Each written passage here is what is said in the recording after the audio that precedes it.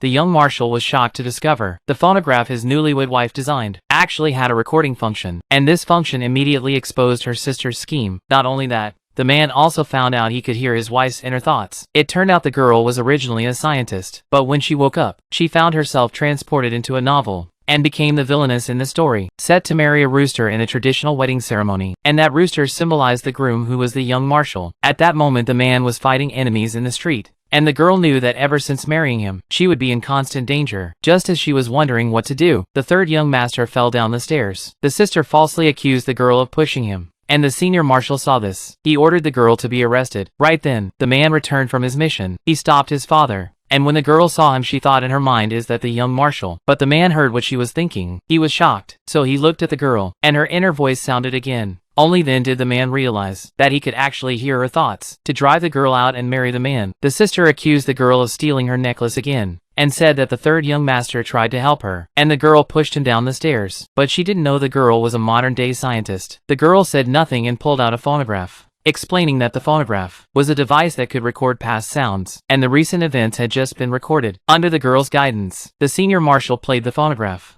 It played the sister asking the third young master for help, and when he refused she pushed him down the stairs. Seeing her plan exposed, the sister could only beg the senior marshal for forgiveness. But the angry marshal let the girl deal with her as she pleased. This makes it difficult for the girl. Just then the man heard her thoughts again, so he took the girl away in front of everyone. Originally forced by his father to marry, the man had no interest in the bride, but after meeting the girl, he became curious about her. The next day, the girl and the man went to visit his parents, and the girl complained in her heart about having to kneel again. Unexpectedly the man stopped her. With his help, the girl didn't have to kneel. She simply served tea, and won the affection of his mother-in-law, who gave her the family heirloom bracelet. The girl instantly felt happy. When the second young master heard that the girl bullied his sister right after entering the house, he deliberately brought out the necklace his sister had used to frame the girl, trying to embarrass her. At that moment the third aunt stood up for the girl, and also was scolded by him. The senior marshal originally didn't want to get involved, but then he also heard the girl's inner voice. He heard that he would be killed by the second young master's design, and he immediately scolded the second young master. This made the girl feel suspicious, wondering if he could hear her thoughts. Just as it was about to be exposed, the marshal scolded everyone in the room. Only then did the girl feel relieved.